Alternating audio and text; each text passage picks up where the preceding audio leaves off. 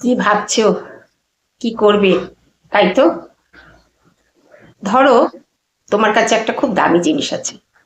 সেই দামি জিনিসটা তুমি নিশ্চয়ই খুব যত্ন করে রেখে দেবে, সেটাকে রক্ষা করবার চেষ্টা করবে, সেটা কখনো নষ্ট হতে দেবে না, তাই তো? ঠিক সেই রকম জীবনও কিন্তু একটা দামি জিনিস, যেটা ঈশ্বর আমাদের উপহার দিয়েছে। সেটা নষ্ট হোক আমরা কেউ চাই? সেটা তো চাই না। তাই আজ কতগুলো নিয়ম আমি বলে দেবো, সেই নিয়মগুলো প্লিজ পালন করো। দেখবে তোমার দামি জিনিসটাকে তুমি কেমন সুন্দরভাবে রক্ষা করতে পেরেছো, এবং আরো বাস্তবতাকে বোঝা খুব দরকার। তাই এই নিয়ম কটা পালন করা খুব উচিত।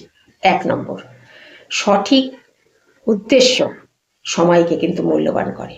উদ্দেশ্যবিহীন সময় কাটানো বলে সময় অপচয় করা।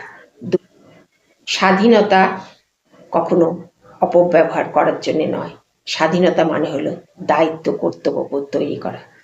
3, সততা ছাড়া কোনোদিন সফল হওয়া যায় না। অসৎ মানুষ কোনোদিন সফল হতে পারে না। 4, যত নিজেকে কর্মে লিপ্ত রাখবে ততই কিন্তু জ্ঞান সঞ্চয় করবে।